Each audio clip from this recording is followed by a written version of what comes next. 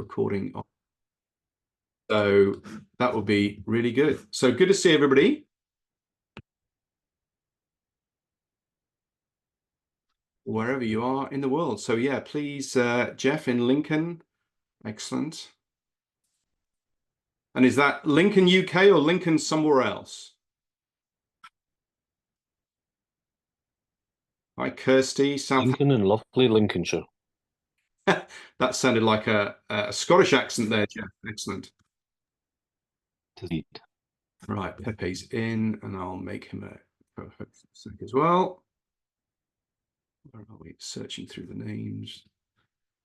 Co-host. Excellent. Good to see everybody. Make co-host. Hey, Nevo, good to see you.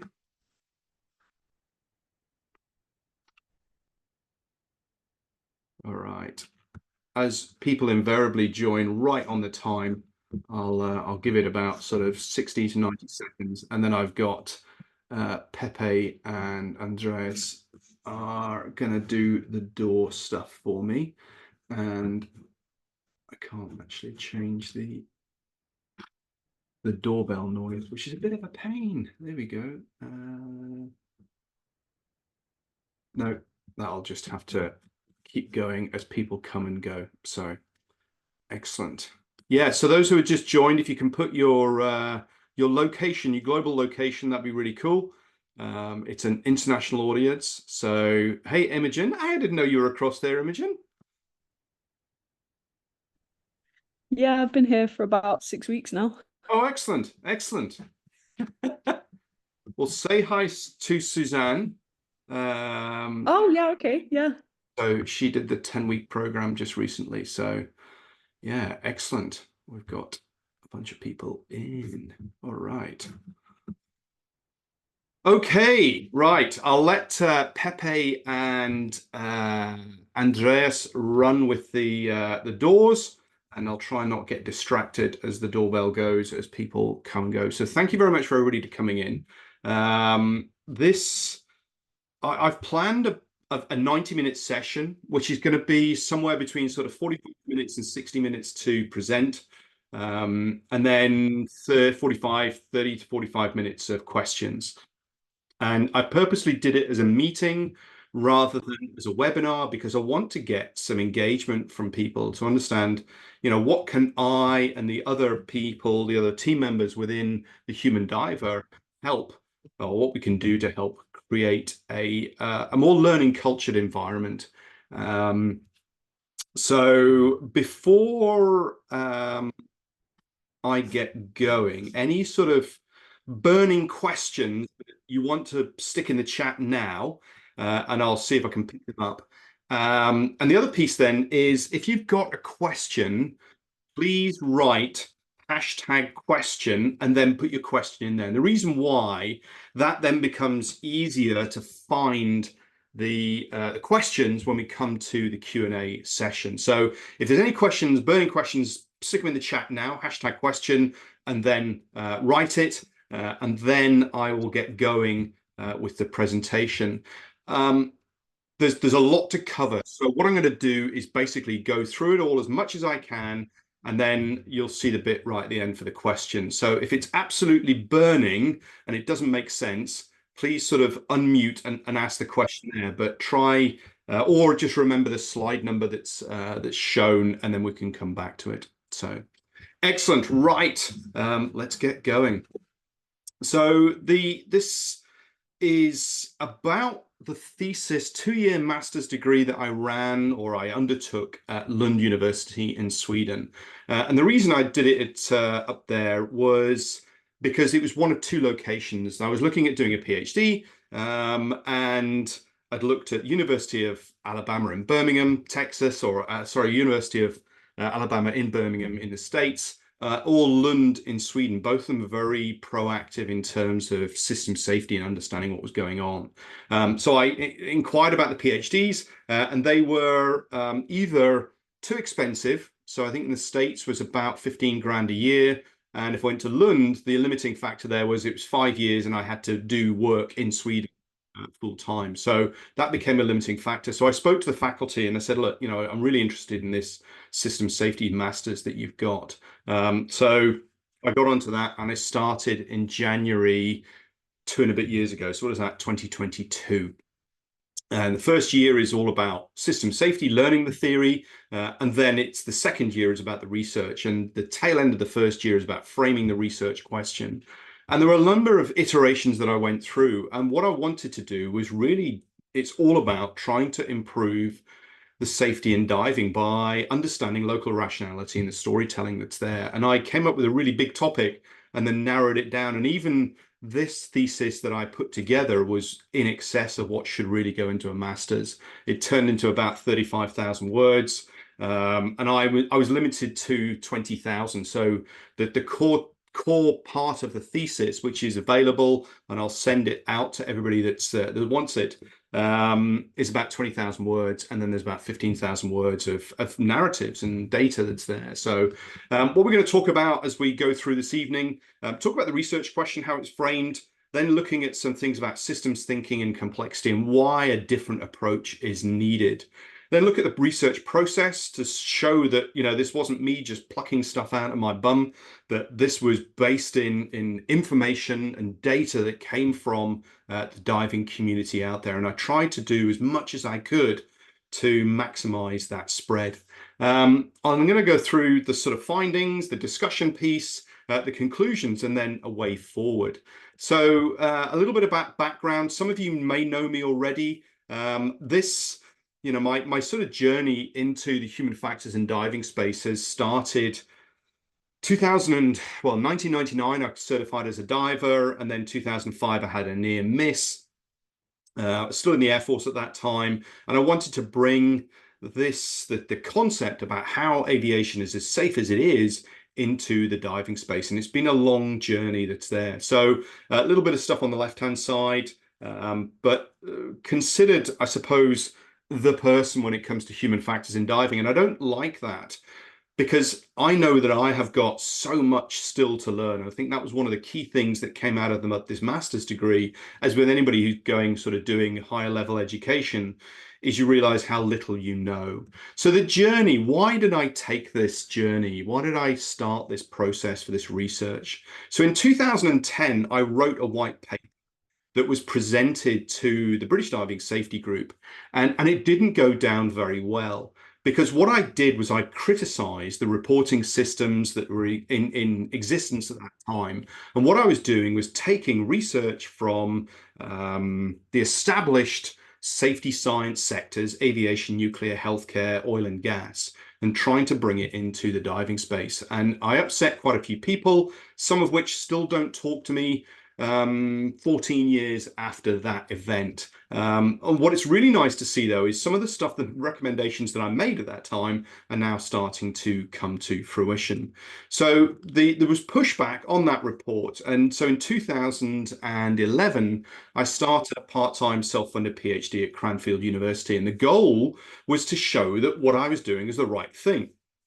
And that lasted about 6 years. And that lasted 6 years because basically I ran out of money. The industry wasn't interested in what I was doing. The university wasn't particularly interested in what I was doing either. It wasn't providing the support that I thought.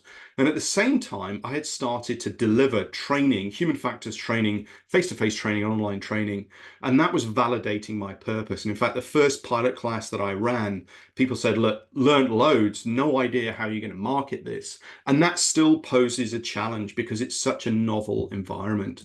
So in 2016, I set up the Human Diver, and I stopped doing the PhD stuff in 2018. So the goal of the Human Diver was to provide a sort of a resource to develop these non-technical skills and understanding of human factors, just culture, psychological safety, and bring a framework to help learning from unintended outcomes, incidents. And that's been pretty successful. We trained about 500 people face-to-face, about 2,000 people online. And I wrote a book, put a documentary together.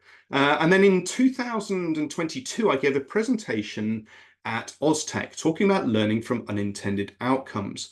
And this was the sort of the real sort of trigger of where do I want this research to go? And I came up with a framework that was based on the literature, but also my own experiences, that people needed to know what an incident was. They needed to know that they could report it, that they wanted to report it, that when they reported it, the organization would do something with it. They'd do some analysis. They would then create some learning products to help people learn. And then they disseminate that knowledge, and then they get feedback. And so it was this bit of going, okay, how do I do this? What I realized is that it wasn't going to be at the PhD level.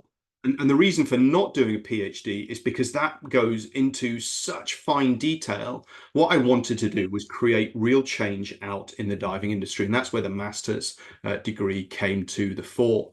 Now, one of the key things, unsurprisingly, coming out of the research was fear. The fear of talking about events, talking about incidents, fear at the organizational level as well. And that fear also exists at my level. So one of the challenges I've always had is I want to get the validation of the agencies, because they're the people that can create the change.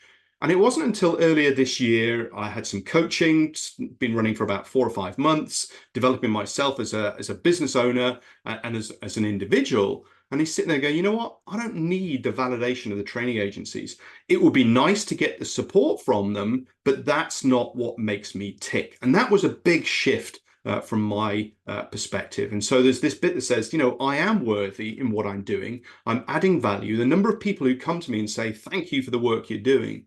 And then it's this bit of, okay, so how do I get that out there? And I've been working with some of the training agencies to try and get these training materials in there.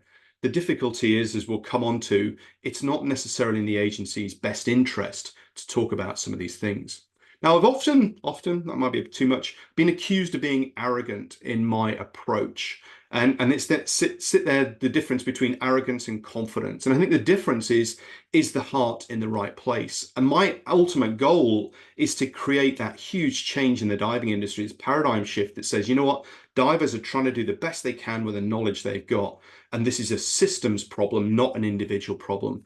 And so it's not about shifting blame, it's about understanding the system as a whole. And that again sort of fed into the research was, if we want to find out the problems and the issues, we've got to be able to tell stories, and we've got to be able to tell stories above and beyond just the last person to touch it. And ultimately, it's about trying to play the infinite game. And the infinite game is a game where there are no rules, the players come and go, there are no winners. It's about creating a worthy adversary that's out there and learning from the situations that are out there. Friend of mine, Guy Shockey, is one of the human diver instructors, said it's not about making your slice of the pie bigger, it's making the pie bigger as a whole. And ultimately, that's what I'm trying to do. I'm trying to feed this stuff and raise the bar generally across the diving industry. And there are a number of supporters and ambassadors, and I've seen some of the people coming into the meeting here who are those people. So looking at the research question, how was that framed? And recognize this thing about system safety, that, you know, over the last probably 50 years or so, there's this recognition that those people at the sharp end, the workers, inherit a flawed system, an incomplete system, and people close the gap. They create safety dynamically. Unfortunately, nearly all of the stuff that's out there in the diving space is about fixing the errant diver, about making them better. But actually, it's if you're in a flawed system, then no matter how hard you try, the system is going to beat you in whatever happens. I was asking, you know, are there gaps between what should be learned and the education that's there, and how can we change that? You know, and this was really much about data driven rather than going out there and trying to make the data fit to what I've got. These concepts between workers imagined, workers done, and workers disclosed, and these ideas from a guy called Steve Shorrock, and this is a blog called the Varieties of Human Work. And the difference between what's workers imagined, you write, you know, you think about this stuff, workers prescribed, the training materials, the training manuals, the ideas that you've codified an idea, and then you send it out to your operators, so your diving instructors, who your divers. And then you go out to them and say, so how do you do your job? How do you go about planning a dive course? How do you plan, or how do you execute this stuff? And then that's the work is done. What really gets done? But we've also then got work as disclosed. And work as disclosed is a subset of work as done, because often people don't know how they do their work. And the social environment may actually prevent them from telling those stories, especially in a punitive environment where people will be punished for not adhering to the standards and the rules. And I think you can look at the diving industry as a whole as being quite a toxic environment when it comes to people deviating. So one of the quotes that I sort of fed into this system or into this research was this bit that said, actually, from aviation in the sort of mid 70s, there was these recognition that actually the pilot, yes, he may have been the last one to touch it, but actually they weren't the causes of the accidents that there. What we've got to do is look at the system's causes, the human factors, the system safety stuff.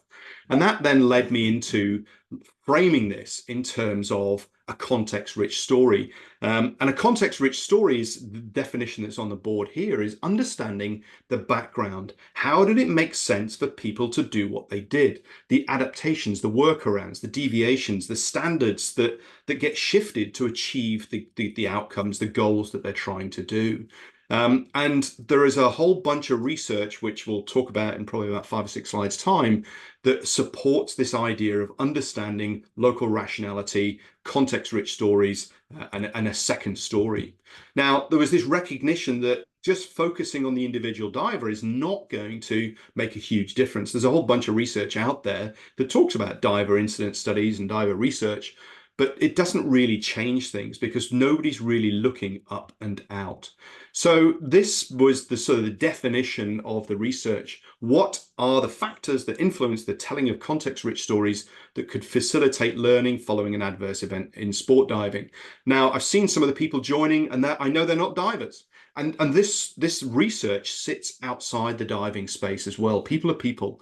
And that's why I can work in many different spaces, not just the diving area, because of the way that we interact. And I actually taking stuff from aviation, oil and gas, healthcare, repackaging it, translating it into diving speak, and then people are taking my diving stuff and then taking it elsewhere, which is really cool. So the first bit, I'm going to sort of set the scene talking about systems thinking and complexity. And it's really important to understand these sorts of ideas before we then move into the sort of the core research and what happened. So understand simple linear cause and effect. You push the domino topples, off you go. It works in simple mechanical technical systems. You take a component out, you brush it up, you put it back in again. It's cool. Complicated is a little bit more complicated. There's more things that are required to achieve success. We need some experience. But again, what we're talking about is lots of different components that we can take out, fix, do up, and then put them back in again, and the system works on its own. So a jet engine or a rebreather are both complicated, but as soon as you start putting a person in that system, it then becomes complex. And so some of you may have seen James Reason's Swiss cheese model showing the sort of the holes in the system, the barriers that are there. Those holes open, close, move around. And only after the event can we see those gaps that were present. And this is one of the things about complexity, is that we can only really make sense of the event afterwards. In real time, we have no idea with 100% certainty what the future is going to look like. And what's interesting is both Pepe, who's holding the camera, and Andreas, who's playing the Jenga game here, what we're talking about is we pull the bricks out, and Andreas is the last person to touch this. Look at what you're leaving for me. And that's Pepe's comment of, look what you're leaving for me. And so Andreas is, the tower collapses, and we look at the diving space and we look at accidents, and those divers are inheriting the broken system. And so when I deliver these training, we look at the Jenga game and say, look, you are the last person to bring it out. And a simple view, we would say, well, you're last to touch it, it's your fault. But look at the holes, and that's what we'll talk about in a second in a couple of slides time. So if we want to genuinely learn and create change, we've got to go beyond just fixing the broken diver or the piece of equipment. We've got to look conceptually, are we doing the right thing? And if we're in a complex space, there's a lot of experiments that need to happen, little trials and errors. And some of those, which is why the arrows point the wrong way, they go in the wrong direction, but we won't know until we've tried it. And so there's a booklet here called Learning in Loops. You can Google for that. And it basically explains, there's a bit more detail, and there's also a learning review guide. Now, if we take Jenga as that metaphor of what's going on, the different colors relate to different parts in a system. So that could be the legislation, it could be the training agencies, it could be the dive centers, the instructors, the equipment, or the divers themselves. And then those parts in the system are subject to these factors, and we create a system that's got holes in it. It's unstable, and people create safety all the time. If it was about breaking the rules and those led to accidents, we'd have way more accidents than we actually do. So people are creating safety all the time, despite the systems they're working in, rather than just because of the systems. And so one of the things that I try to bring across is the messiness of the real world. And the framework on the left-hand side is from a guy called Jens Rasmussen. And on the right-hand side is something called AXIMAP. And this is the AXIMAP for the If Only documentary with Brian Buggy, who died. And we just look at the hypoxia in the bottom right, and then we look at all of the other factors that are in place. And it's not just that they're a link in the chain, because it's more complex than that, because you could take it out and something else might take its place. It's complex, it's emergent. Often incidents look at the bottom end of this, about the staff, the work, whereas actually we need to look much higher than that. So what I wanted to do was then look at actually what's the literature that's out there.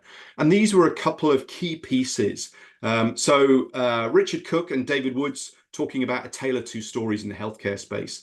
The first story is where somebody's done something wrong, they broke the rules, they didn't follow the standards, and that's what we focus on. And then the second story is actually the context, all of the systems-based stuff. And what we want to do is create an ability to tell those second stories, those context-rich stories. And the other key piece was a bit of research from 2008 with Railway Engineering Company. And they were saying, actually, we've got two competing systems here.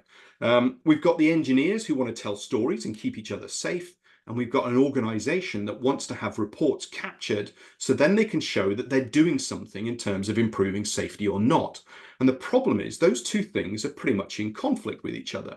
So if you think about it in the diving space, we have reporting systems. There are only a few of them really. And what they're doing is they're counting adverse events. They're counting unsafeties, not safety.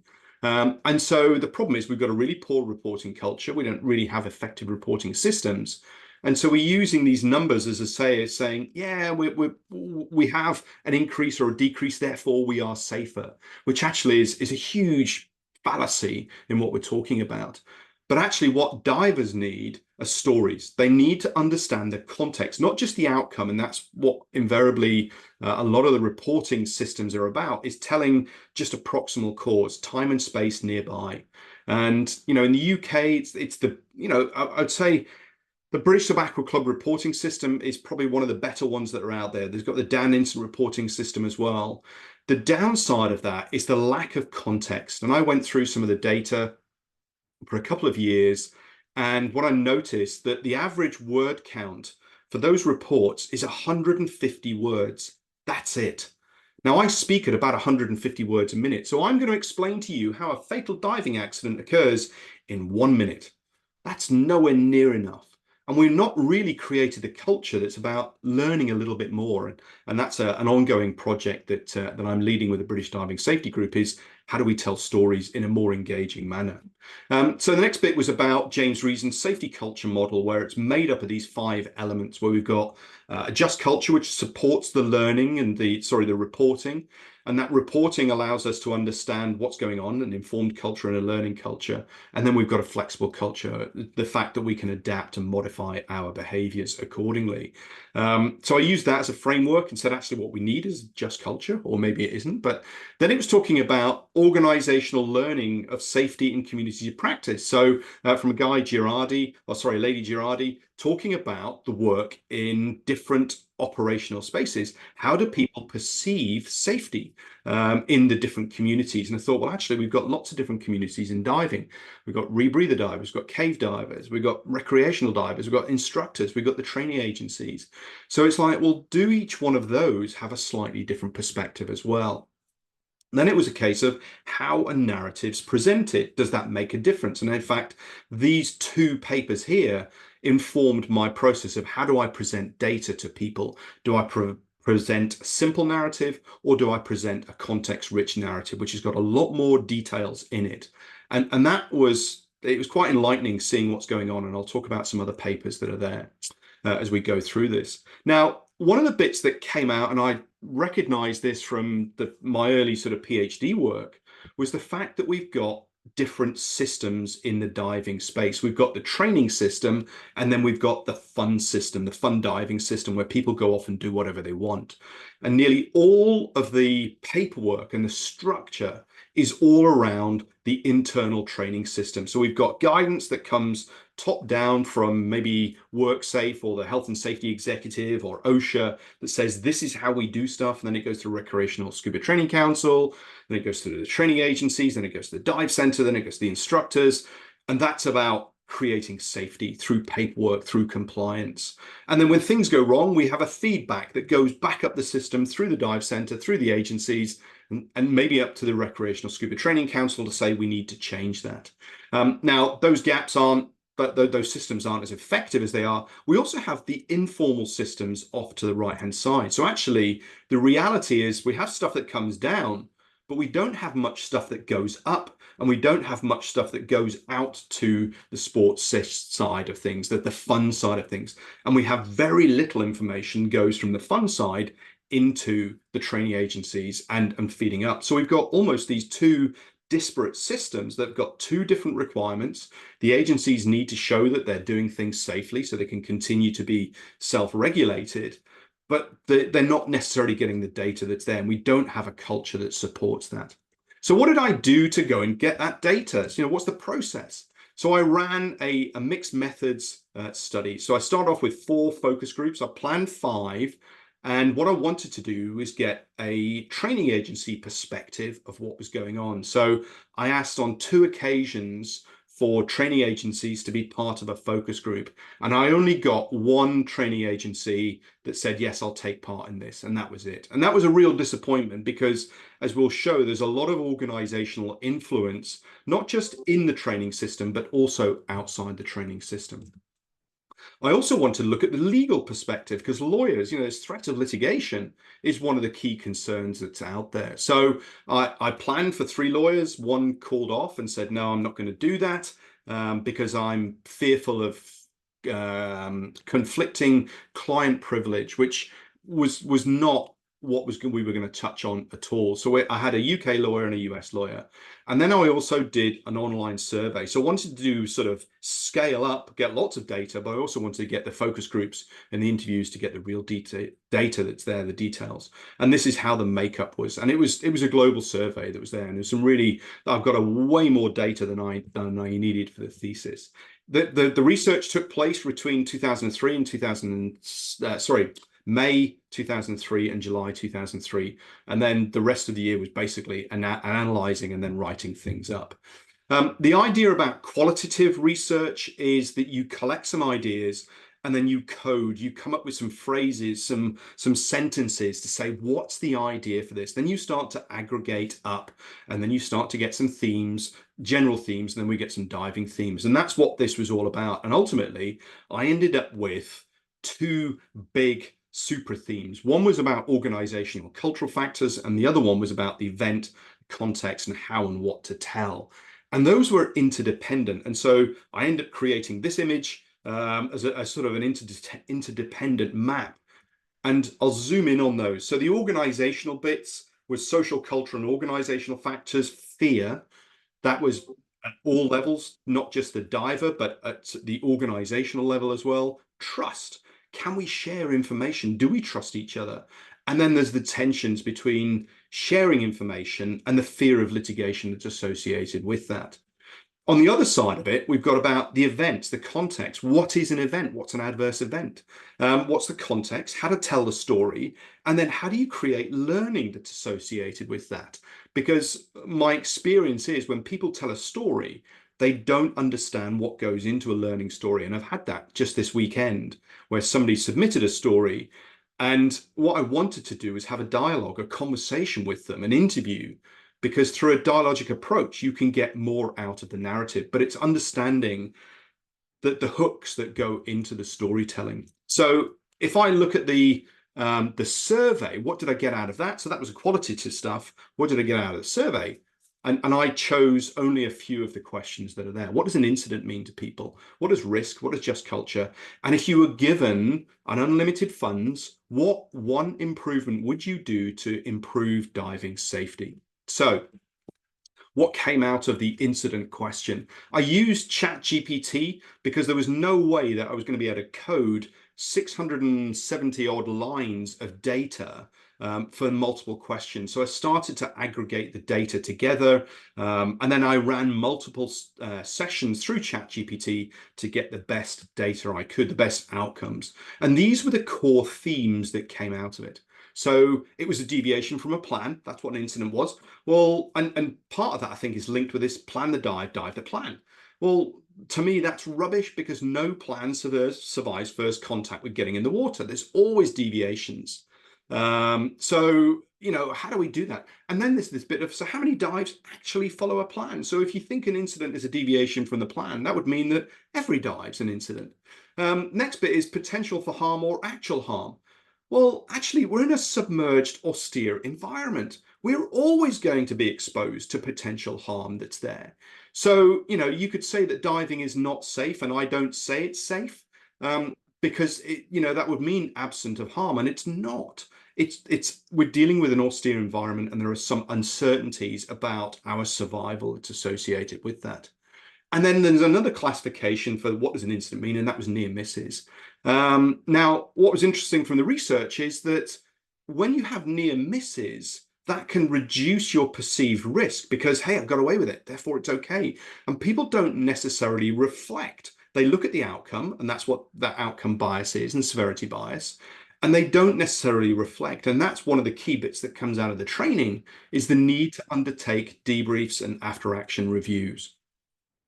So what was really surprising was that only 2 people out of 650 plus people, respondents, said an incident was a learning opportunity. Now, if people don't think that incidents are learning opportunities, we shouldn't be surprised that people don't share stories because they don't necessarily see them as what's going on. So as a learning there. Next bit was about what does risk mean? And these were the sort of the groups, the buckets that came out of that. And the purposely split the data between rebreathers, open circuit tech, recreational and cave divers, because they had a different perspective to the instructors. So from an instructor perspective, it was all about managing mitigation or the compliance and the litigation that's there. What they were really worried about was, can I manage something going wrong so that I don't get sued? It was all about control rather than actually how you execute it. And so that was an interesting piece. Next bit, just culture. What does just culture mean? And I've put a couple of definitions up here. One from 34 years ago, James Reasons, talking about you know, the contribution of information. But interestingly, this bit about where the line must be drawn between acceptable and unacceptable behaviors. And the difficulty with that is it depends on perspective. And Sidney Dekker, who's written loads on just culture, he said it's not about where the line is drawn, it's who draws it. And in the diving space, it could be the social community, it could be the lawyers, it could be the agencies. And often there's very little looking at the context and what shapes people's behaviors. And then something from the aviation space, 10 years old now, where actually we're talking about legislation. How do we protect organizations and understanding, how do we learn? Did the organization fail or did the individual fail? And these are sort of structured environments, aviation, healthcare, oil and gas. They often have just culture policies. We don't have anything like that in diving. And that's one of the sort of the outcomes is, do we actually need it? Now, when I went through the data, I subjectively assessed what the response was. People had to give a 100-character response, 100-character answer that said, what does just culture mean to you? And so using those two previous definitions, I looked at their sentences, and yes, it's subjective quality, what we're looking at here. And what was quite surprising is 55% of people didn't know, or it was an opposite approach. And so we would have statements like this, which was things like normalization of deviance, normalization of risk, complacency. And you sit there and go, okay, if we want to create a just culture in the diving space so we can share stories, people have to understand what a just culture is about. So there's a whole bunch of systems knowledge that goes into this. So I then asked them, as part of that same questionnaire, if you would make one improvement to the diving industry, what would it be? And the questions along the top were based on some research done in the aviation space. And what was interesting was that the instructors wanted more legal protection for safety stories. They were the ones that, basically, if I look here on the right-hand side, that 12.7, that was their key thing. Organizational contribution to the ability to tell stories, learning focused stories was another piece here, and the recreational space. What was interesting is the technical rebreather and the cave divers wanted a just culture in space in the environment, so they could share stories and learn with each other. So interestingly, some people wanted a reporting system, but it wasn't the major driver. So hold this thought in mind that people want a just culture across the diving industry, but actually they may not necessarily know what a just culture is.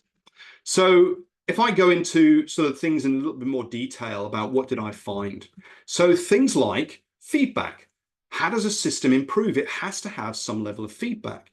And we don't have that effective feedback. I sort of touched on it earlier. This is the real world system. We don't have quality data that goes from the divers into the training system. We get stories. The quality management system for the training agency says it has to be first-hand data. You can't send in hearsay.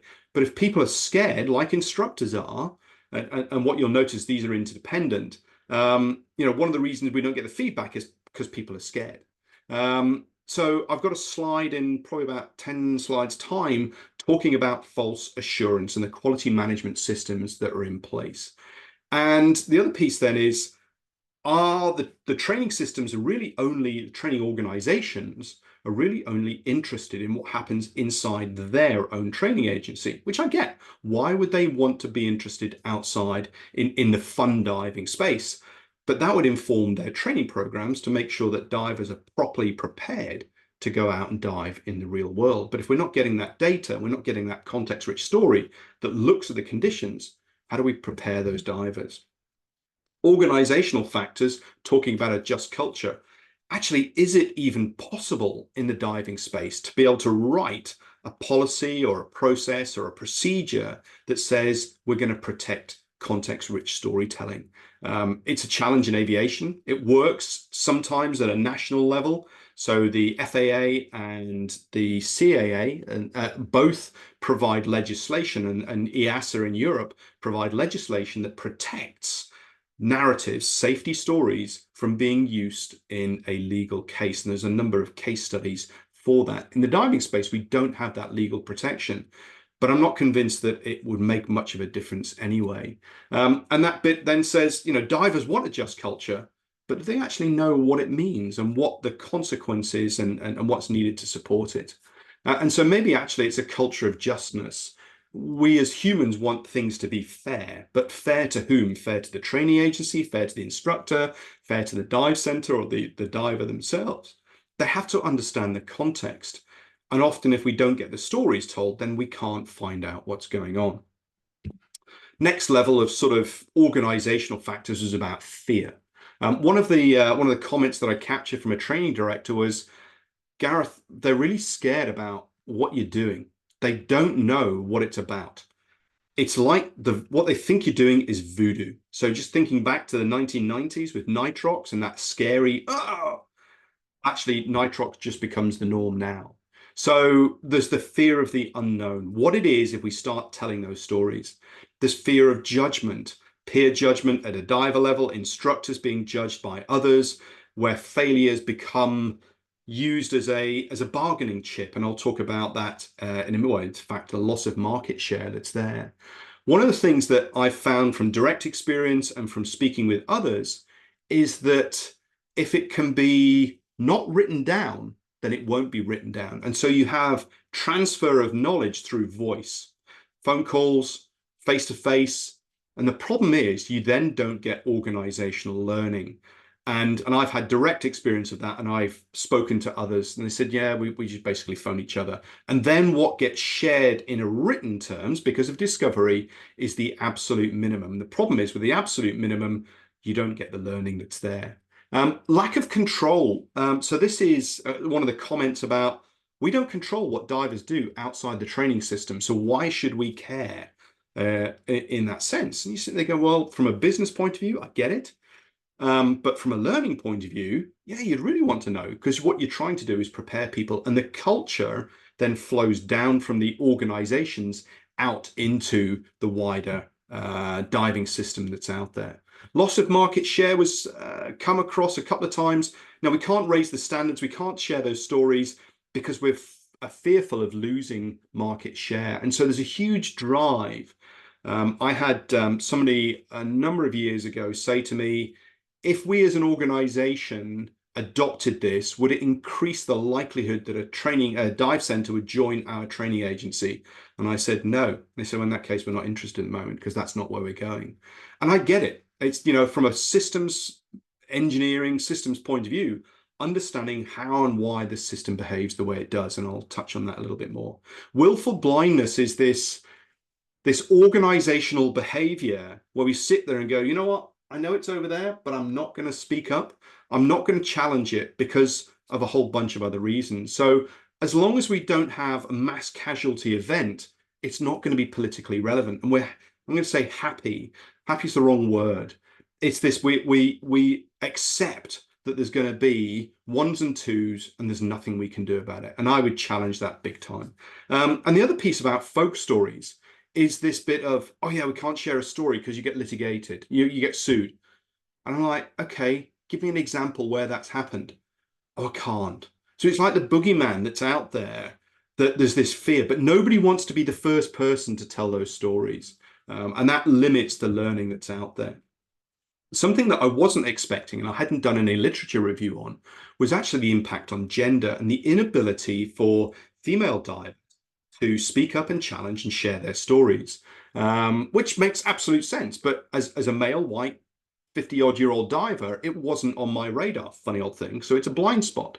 Now, what's interesting when I dug into the research is that there is something about safety voice, the inability to speak up, and women don't have as strong a safety voice as men. Conversely, or maybe that's one of the things, is that they've got a lower risk threshold. And so they are more willing, or they can see the challenges, but they're not able to speak up about it. So I think there's, you know, came from the focus groups and also the questionnaires, was the fact that stuff is noticed, but it can't be spoken up about. Next bit was about culture of learning. What stops that happening? So in the cave diving community, they've got the Sheck Exley's Blueprint for Survival.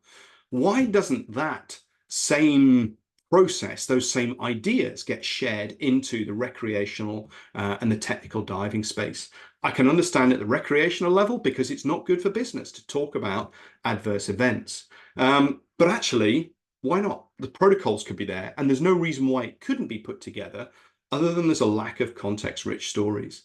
In the culture of learning, we hold instructors on this pedestal of excellence. They have been, you know, they've gone through the systems, they've paid their money, they've done their training. And actually, how many of them are humble enough to talk about the mistakes they've made? But they don't want to do that because of fear that's there.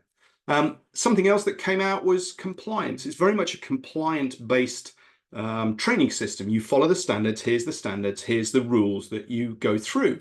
The downside of that is when you're faced with uncertainty, you revert to what you've been taught. And if the training is a rote model of learning, do this, do this, do this, right, tick, move on, as opposed to playing outside the box, then actually when you face the real world, you're not necessarily going to have the skills to deal with that. And the other piece is that sharing a story is altruistic in nature. I've had that adverse event. I'm very unlikely to make that same mistake again. Why should I share it with somebody else? Because I've learned my lesson. It's going to take me time and effort to share that story to somebody else. So, hey, I'll just keep it to myself. And I can pretty much guarantee that there are divers in locations that have had an event that they've hopefully learned from it, but others haven't because the story hasn't been shared. And this is a quote that came out of the Facebook group, the Human Factors in Diving Facebook group, talking about it can't happen to me. And they think that they've put something in place and they haven't. And it's this bit that says actually what we should be looking at is conditions, not outcomes. So then what does an incident mean? You know, at the context level, that what somebody believes is an incident is often linked to what their perception of risk is. And are they able to look backwards? Now, in the training materials, which is where people get their data from, their ideas about risk management and how things go wrong, nearly all of the training agencies, in fact, they all did because I couldn't find anything that countered that, was basically the reason why accident happened is because of human error. You were last to touch it, therefore it's yours. You didn't follow the procedures, you didn't follow the protocols, you broke the rules, when actually there's a whole bunch of systems reasons how it made sense for people to do what they did. And the other thing is, as setting up as an organization and the culture that's developed, who wants to talk about those mistakes? If the attribution is you were stupid, well, nobody's going to talk about the stupid mistakes that are there.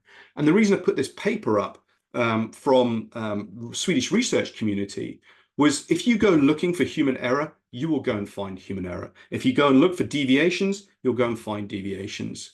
Whereas actually what we want to be able to do is look up and out and say, how did it make sense? And we don't categorize, we collect stories and create the narratives. The context itself makes a big difference. And one of the bits that came out, from the research, the literature, but also my research, is that if you provide a context-rich story with loads of detail in the background as to how it made sense, people are more likely to share that story. And that requires a dialogue to understand what goes into that. And people don't necessarily know how to construct that learning story. And that's why those second stories become so critical. You can present a short story, which is what I do in the If Only documentary. I provide a limited narrative, and then I provide the whole story, and people go, oh. And when you're only given limited information, people are far more judgmental than when they've got the context that's there. And that's one of the things I touched on earlier about the project with the British Diving Safety Group, is a podcast that the Human Diver is going to sponsor called Lucky or Good. And those will be 30 to 45-minute interviews where we can dig into the context. And there's nothing wrong with being lucky. Just don't confuse luck with skill in what's going on.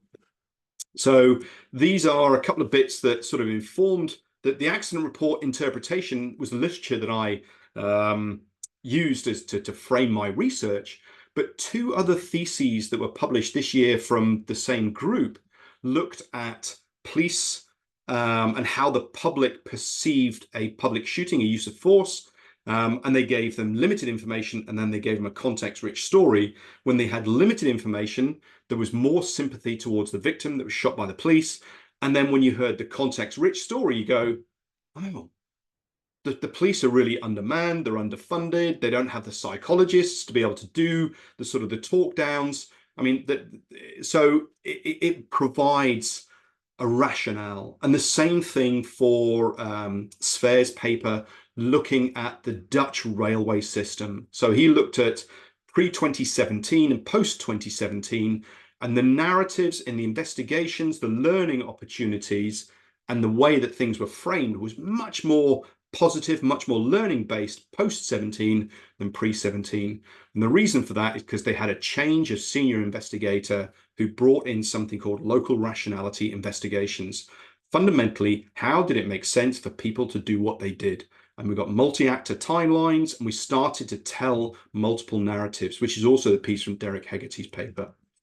Learning opportunities. Are those lessons being learned? You look at the events that are there, the fatalities that are there, and you sit there and go, probably not. You sit there and go, why not? What it is, why can't we do this? And invariably people come to me and go, have you thought about an incident reporting system? I can put a database together. I went, yeah, that's the easy bit. The hard bit is creating the environment where people can share those stories. They feel, safe to do so.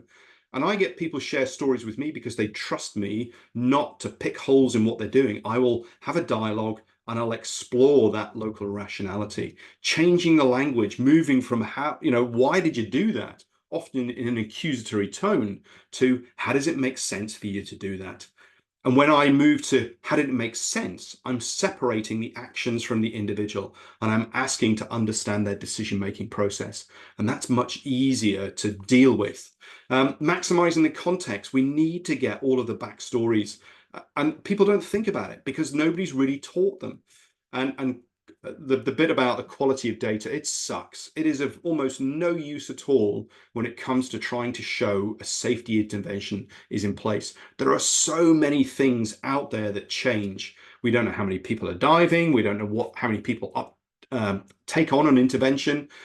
So it could just be noise in the system, and that doesn't go down very well with the organizations, and I get that. And there's a couple of 3 slides time. There's a couple of links. I would highly recommend looking at Drew Ray's false assurance. So that takes the sort of the factors that came out of this. And one of the things that I reflected on as I was just sort of closing down the sort of the writing process was this paradox of dysfunctional systems. And it really does depend on your perspective.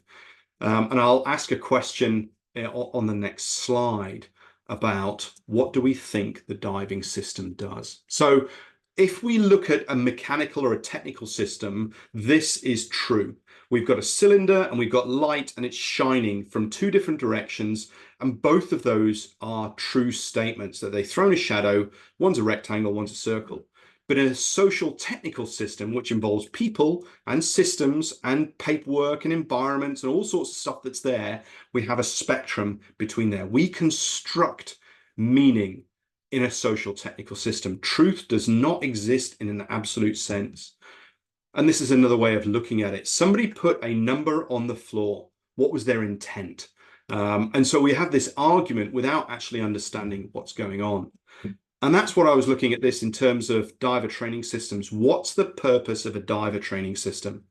Is it about being safe, getting divers to be safe out in the real world?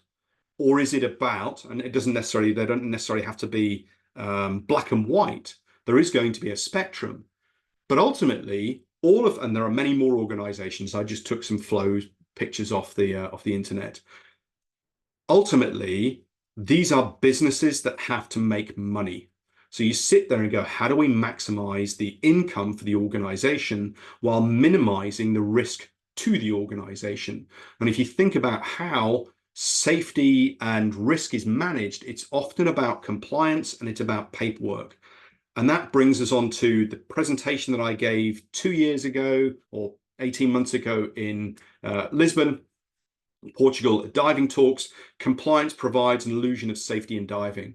The assumption is you follow the rules, you fill the paperwork, and you're safe. And in fact, I challenged that at a insurance company presentation at DEMA probably about 5 or 6 years ago, where they said, if you fill the paperwork in, you'll be safe. And I went, do you mean safe from litigation or operationally safe?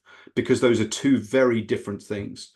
And this presentation that Drew Ray gave at the Environmental Health and Safety Congress about 2 weeks ago in Berlin just nails it. And it's this bit that says, ultimately, the work that is done in terms of safety is about reducing the anxiety of the organizations, doing risk assessments, doing paperwork. Does it actually change what goes on at the sharp end to manage risk to life and harm? So, and for those who are on here, I'll make the deck, the PDF of the deck available. So what, the bit here is going forward. Top-down change is unlikely. I said something which sort of upset a few people at Rebreather 4 and 4 last year.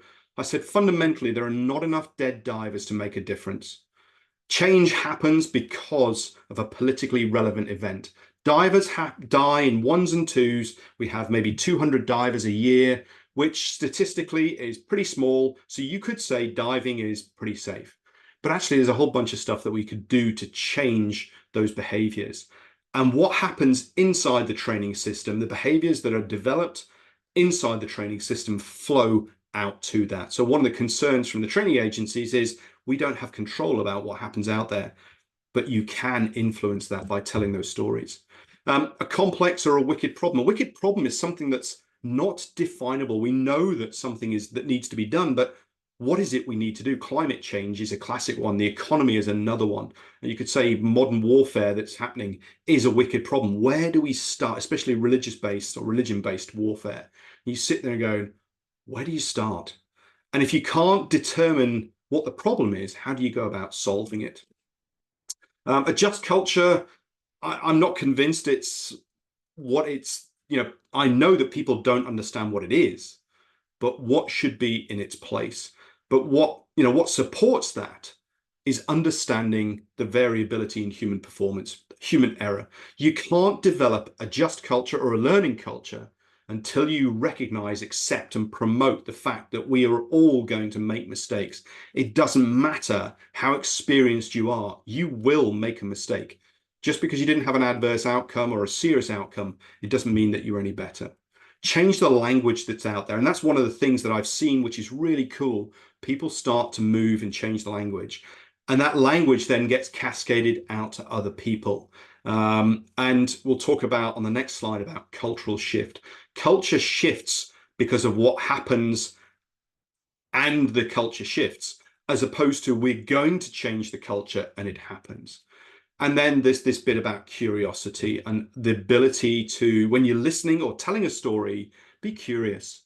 It's really easy to be judgmental. We're hardwired, especially when we know what the outcomes are. With hindsight bias, outcome bias, severity bias, the fundamental attribution bias or error, we sit there and go, they were stupid. No, they weren't. They tried to do what the best they could. And it's like, yeah, but look, it was obvious. If it was that obvious, they wouldn't have done it. And unfortunately, there is no silver bullet solution. In a complex space, we have to do lots of little experiments. Think back to the learning in loops piece. So how do you go about shifting that culture? It's difficult, really difficult, because it's how people behave. It's about, and then the culture is a product of that. We have these observables. We can sit there and go, that's the culture.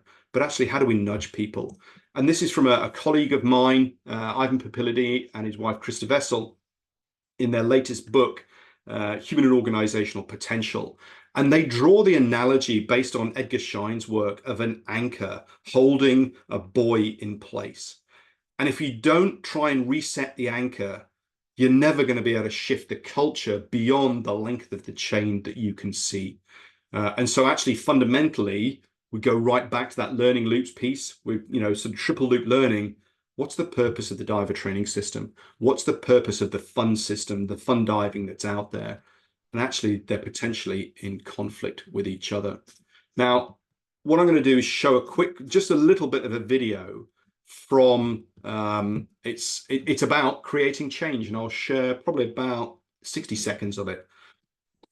If you've learned a lot about leadership and making a movement, then let's watch a movement happen start to finish in under 3 minutes and dissect some lessons. First, of course, a leader needs the guts to stand alone and look ridiculous. But what he's doing is so simple, it's almost instructional. This is key. You must be easy to follow. Now here comes the first follower with a crucial role. He publicly shows everyone else how to follow. Notice how the leader embraces him as an equal. So it's not about the leader anymore. It's about them, plural. Notice how he's calling to his friends to join in. So it takes guts to be a first follower. You stand out and you brave ridicule yourself. Being a first follower is an underappreciated form of leadership. The first follower transforms a lone nut into a leader. If the leader is the flint, the first follower is the spark that really makes the fire. Now here's the second follower. This is a turning point. It's proof the first has done well. Now it's not a lone nut and it's not two nuts. 3 is a crowd and a crowd is news. A movement must be public. Make sure outsiders see more than just... So we go a little bit further, and now we get lots of people coming in, and we end up with a huge crowd. And so it's that thing, we're socially conformed. We want to create change. So a public thank you to the 37, 36 people we've got on here Because as eventually being, they'd be ridiculed. as being those first followers that are there. And I would say big shout out for the Human Diver team and the ambassadors that sit there and mandate the training programs, is to get there, because we can't create change if we don't have an education and we don't have resources. Last week, I was on a training course with a guy, world leader in massive change in organizations, and he talked about two key things that need to happen to get learning to happen. And it's not about content. And that was a big learning thing for me. I'm a data-driven, knowledge-driven person. I love this stuff. It was about experiences and resources. Now, I've been doing some of the resources stuff already, but what I would ask, and put this stuff in the chat, please, and ask the questions we come along. What brackets additional resources do you need? And I think it's a very simple quote for here from Cherie Carter Scott. You know, you've got all the tools and resources you need. What you do with them, it's up to you. And that ties in with a quote from J.W. Goethe. Knowledge is not enough. We must apply. Willing is not enough. We must do. So it's that bit that says, take the stuff that's out there and then create change. There are some resources there straight away for you. There's the podcast, there's Chat THD, there's the If Only documentary, and the If Only documentary's got a workbook there. You can run a 90-minute to 2.5-hour training session without any prior knowledge at all. Go and download the guide and run that workbook and run through it. And if you're in an organization, I've had a number of people have been at dive clubs, university clubs, where they've run this. They start telling stories, and they start hearing other stories from the floor that they weren't expecting, stories they didn't know about. And it's because they've created the environment where people go, oh, right. So it's not just me being stupid because I was the last one to touch it. There's a whole bunch of other factors. And then the book Under Pressure, which has got 30 plus stories in it, mixed with a bunch of theory that allows you to join the dots. So one of the key bits is the Essentials class. That's another resource that's there. It's about 3.5 hours, 4 hours. And if you want to get a copy, download a copy, there's a QR code to follow up from there. But that basically, yeah, it was going to be 45 minutes to an hour. It's just under an hour. I'll open it up to questions. So if you want to type, because we've got 30 odd on board, if you want to type a question, and then I can ask you to unmute, and then we can go from there. So go for it. Type away in the questions, and we'll see what people have got. Thank you very much for your attention. We only lost a few people, which is good.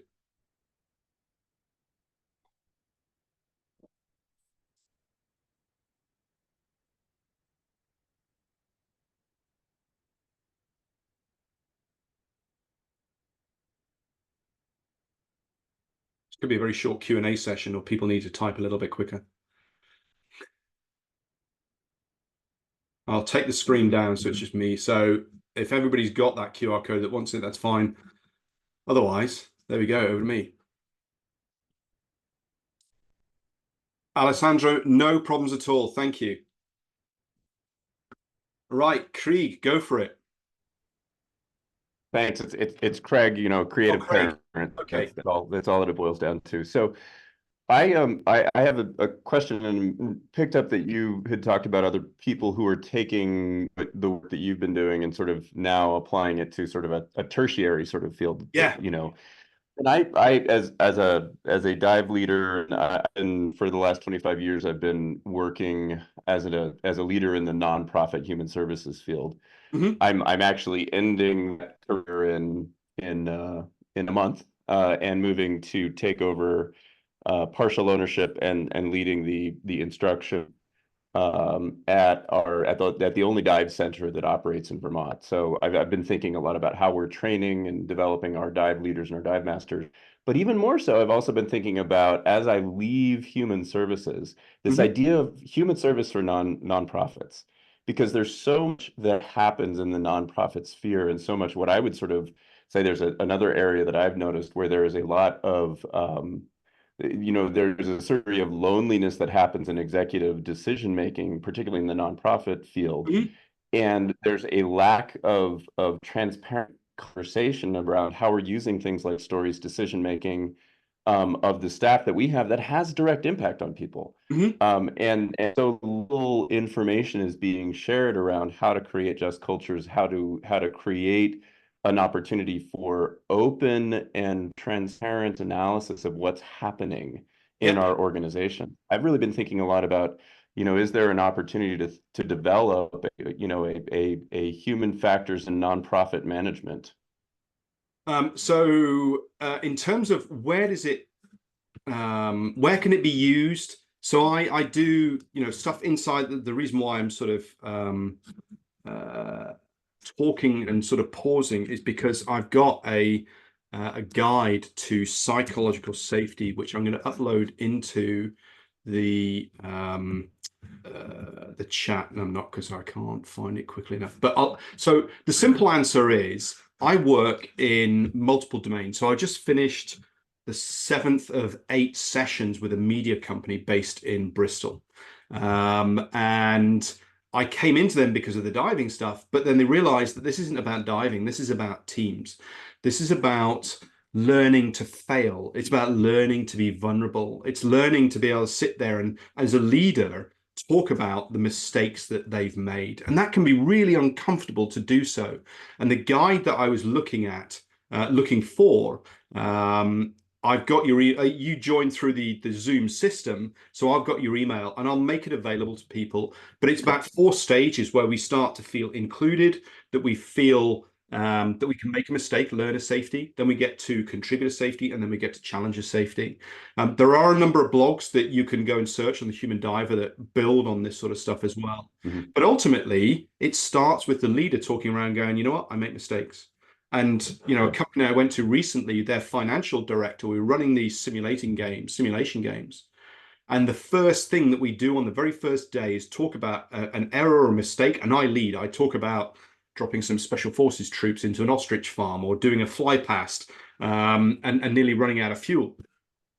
And we got round everybody, and I went to the finance director, was the last person. I said, so tell us a story.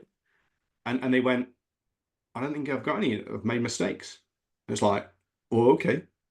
So, straight away, there's a flag comes up, goes, there's low trust here.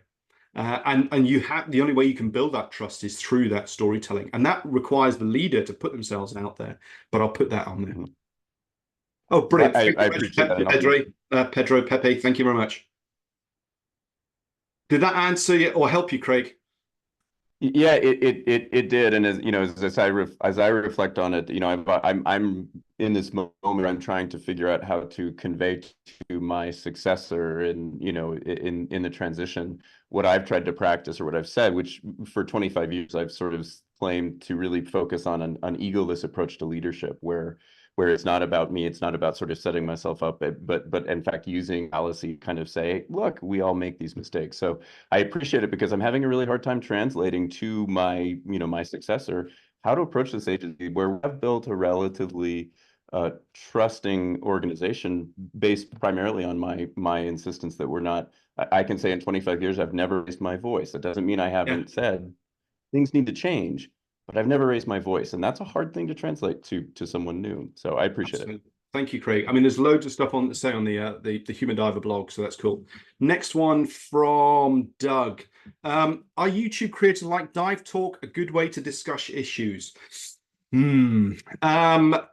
my view, and I've expressed this to both Gus and Woody at Dive Talk, I don't think they're a learning framework. I think they're an entertainment framework. And Gus says that he's Woody says they're definitely learning.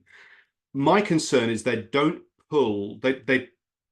not allowing people to understand the context. There's a lot of judgment, and the narratives they talk about are very much about, oh God, really? And the facial expressions, and it's not creating a just culture, a psychologically safe environment. Those people sit there going, really hope that I don't end up on a Dive Talk video. And that's not what it should be about. So that's really what the purpose of the Lucky or Good podcast is going to be about, is actually turning it around and having a conversation, because that's one of the biggest issues they've got with the Dive Talk videos, is they're not able to have the conversation with the person that's involved, and they can't extract how did it make sense for them to do what they did. So as a medium, videos are great, but it needs to be based around learning, not putting people down. Now, in fairness, Gus and Woody have invited me to go out to the Dive Talk conference in Bonaire in a month's time. So I've got some presentations there, and I'm hoping to get this sort of concept across to people. So thank you, Doug. Sam, if an agency wanted to build human factors into the training, where would they start? Well, interestingly enough, I've put a proposal into an organization. I'm not going to say where it or who it is, but I've said if you want to create genuine change, you want to create lasting change, you've got to start at your instructor trainers, your instructor examiners, because they are the role models, they're the leaders, they're the ones that develop the next batch of instructors. And so you start flowing the behavior. And as I said, culture changes because of the language and behaviors that are being instilled that are going down. And then you can also do a bottom-up approach at the same time. So something like the Essentials program or another version of that. And so you're making stuff available bottom, but you also then got to the situation where you've got to get the instructors to undertake that, and they've got to buy into it. And it should be part of the recertification process or the renewal process. It shouldn't be a box ticking exercise, but it should be about educating the instructors, because you don't want to have your students undertake a class and they know more about it than the instructors do. I wrote a paper probably about 6-8 weeks ago, which is a blog on the Human Diver site now, talking about bringing teamwork into CCR diving or into diving. And I sent that to a number of the training agencies, a number of the manufacturers to say, you want specifics here. And so you can look for that. But Sam, if you want to get more details, give us a shout. It's the hard part is it doesn't make money directly. What it does do, and I see Pepe's point about involving other organizations like the insurance companies. I know there's at least one of the insurance companies that's offering discounts on premiums because the instructors are involved in the Human Factors program, either as instructors, human diver instructors, or as somebody who mandates Human Factors training as part of pre-learning in any of their training programs that are out there. Chris, I understand the content. I'm trying to become the change agent. A lot of the culture in post-dive conversations revolves around what went well. That's great. How do you see being able to celebrate the successes and failures in a comfortable way? And I'll leave Pepe to type the debrief link, which is thehumandiver.com/debrief, and actually having a structured debrief. Now, the important bit, Chris, is when we talk about celebrating failures, often we talk about what went well, which is great, but we don't dig into why did it go well? And when things go wrong, let me sit there and go, right, what do we need to improve and how will we do that? And the why did it go well and how will we make the improvement are the two really difficult questions, and we have to dig into detail. So it could be, oh yeah, our light communication was really good. Well, that doesn't help me in any way of getting better. Right. When we swam along that wall and that wreck and you pointed your light in front of me and I could see it on the wreck, that was good communication because I knew you were there. So being specific really helps. It could be like on the surface, when you finish that debrief, when you finish that brief with open questions and you used a TEDS framework, tell me, explain to me, describe to me, show me, to check the understanding, that's much better than turning around and saying, did you understand that? Because if you don't have a psychologically safe environment, people are going to go, yeah, I understand that. Got any questions? Nope. And off they go. So it's about trying to dig into the detail. Hopefully that helps, Chris. Is there anything else that I can help with that? I think that really works well. I think it's more about, I feel like people are very afraid to talk about, like what could have gone better, like that they even made mistakes during a dive. It could have been as simple as, like, hey, I dropped my camera, or something like that. Or maybe you're practicing skills and you didn't prioritize correctly. but we're very afraid to talk about those things. And I feel like, like we're all different. We all approach problem solving in a different way. And so the way that we should learn is not by only understanding our own options, but the options that other people also think of. So Yeah. just trying to think through, like, how do you get to that? Because people don't like talking about it. So you role model, you as the leader do it. You run the debrief, and it's it can be used in all sorts of spaces. So I've just run 3 train the trainer programs for some software that we use in the face-to-face program. This is non-divers, and these were 4-hour sessions about the students running a live class. I observed it and we debriefed it, and I used the debrief framework to go through that. I said, okay, so what were your goals? Did you achieve them? Debrief's going to take X. And then we set the learning by me talking about a mistake or an error or something that didn't go as well as it should have done. That's on me. So I create psychological safety straight away by talking about my fallibility. And then we go into the planning, the briefing. How did it go? Set yourselves up. A brief review of the timeline for the class we've done. So what happened on the dive, or on this class here, but on a dive. And then we go into the questions of learning, of what went well and why, what do we need to improve and how.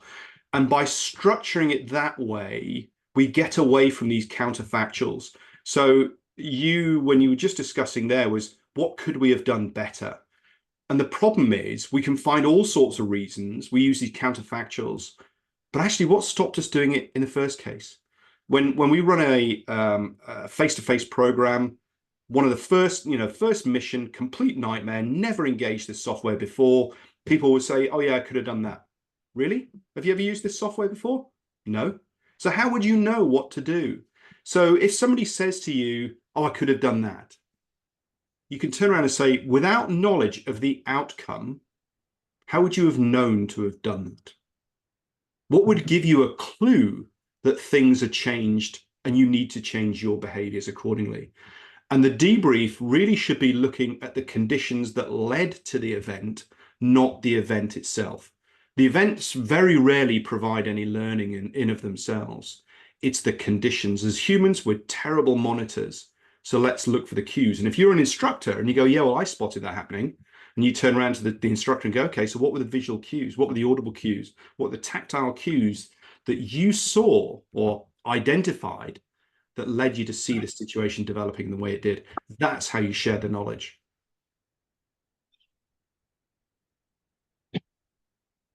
Does that help? That was great. Thank you. No worries. Alistair, a bit about, sharing the knowledge.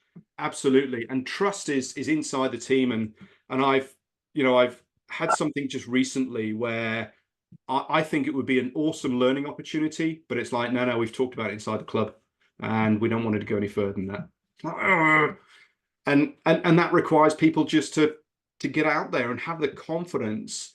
And when you start telling those stories, those context-rich stories, it immediately disarms people because now they can see the rationale behind that. I've seen you come on camera. You got anything to add to that, Alistair? No, it's exactly that. It is a challenge to get people to talk about things which are useful to others to learn. It works easier once, say, for example, you have 2 dive clubs together working together on a site. They'll start sharing stories, context-rich stories about failures, about successes as well, what worked, what didn't. Mm-hmm. But it's building that trust first before they'll do it. Absolutely. And so that's in the guide that Pepe shared. The first bit is about inclusion safety, and the next bit is about learner safety. And people will look for learner safety before they push their boundaries, because they sit there and go, what happened to the last person who made a mistake or a social faux pas, or they said something out of order, and people go, yeah, right, I'm going to sit here and I'm going to say anything at all because I know what's happened the last time. And yet the learning's there. So it's a lot of this rests on the shoulders of the leaders within the group, the team, the organization. And that's why I think the agencies have a huge impact on what happens outside of diving, whilst they can only control inside the training system. what their culture and their behaviors and how you run a debrief about learning as opposed to compliance can then cascade out. And as an example, when every class that I start and say, I'm here to learn. You know all about your topic. I don't. And we're going to have a discussion. We're going to talk about these things. And as a consequence, I'm going to learn as much as you do. If I compare that to going into a class that said, I'm here to teach you to pass this class, there we go. What incentive is there for me to learn and improve?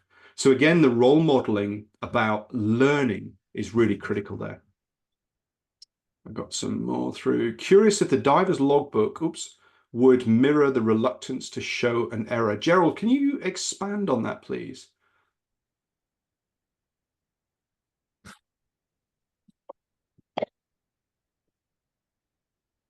I'm trying to work out whether or not you mean as a sort of a sports diver logbook or maybe a commercial diver, because you talk about being in the safety field.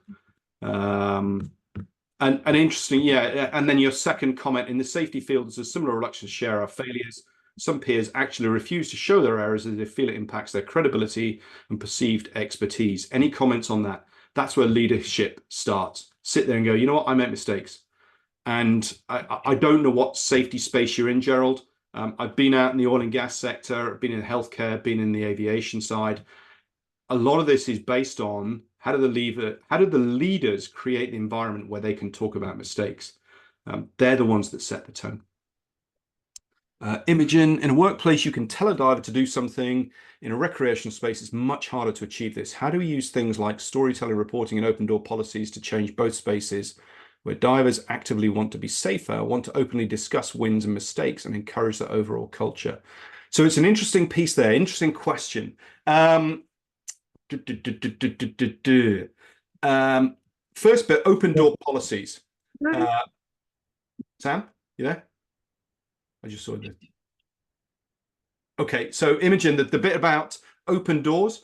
To me, when somebody says, my door is always open, yeah, okay, I'm too scared to walk through it. Sam, have you got a question, or are you... I'm going to mute you. There we go. Oh, he's gone.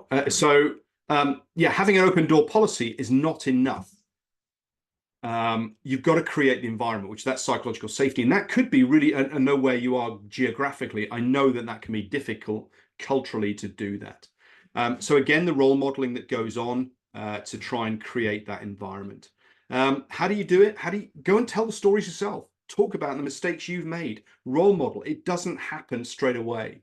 And I think that's one of the other things in the recreational space and in certain areas is change takes a very long time. I mean, I've been doing this since, 2010 is when I wrote that white paper. So it was 14 years, and change has started to come through. It's starting to accelerate a little bit more, but it's still an issue.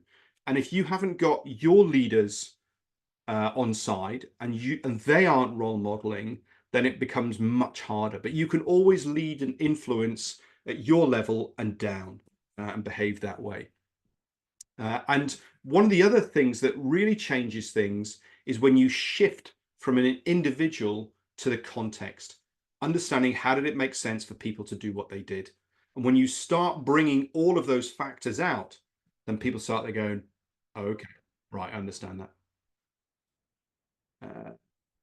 Talk all about my failures. Maybe it helps them, maybe they just judge me. The ones that judge me, I don't want to dive with anyway. Great attitude, Doug. Perfect. I mean, as a lot of the stuff when I give presentations in multiple domains, not just in the diving space, people go, oh my God, there's so much stuff to think about. Yeah, I get it. It's hard. And reflect on that. One of the best things I would say is actually just journal. What are your ideas? What do you want to do?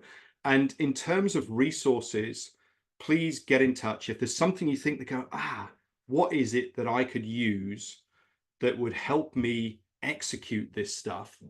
It might be you don't actually have the knowledge, and that's why I put those knowledge resources up there in terms of the podcast, in terms of Chat THD, in terms of the book, and in terms of the blogs that's there, and the If Only documentary. Actually, you know, running the If Only documentary is a great way to break those barriers down because it explores lots of those factors.